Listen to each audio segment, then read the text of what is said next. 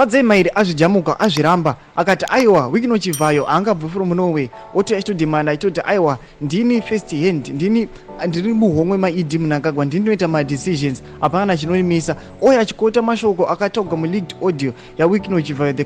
controversial businessman sanapinda mashoko ava achikotwa panapa naFadzai Mahere achijamuka achiti aiwa muZimbabwe ka zvatongovamuka taunongoda maleaders manyowani asati satapinda mashoko anoti bo subscribe like utina on the bell icon kuti anoyachikota achiti anoyachikota mashoko aitaurwa muaudio achiti vapana we have high potential don't be greedy kune drought tichanzi tisu masupply echibagi chese chenyika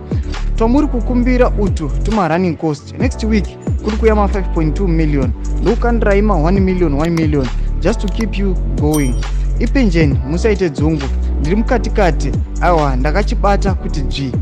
dzvi we need new leaders mashoko anotagwa panapa naFadzai Mahere achiti aiwa pane semeni rakufamba achitagwa kuti aiwa kubata kuti dzvi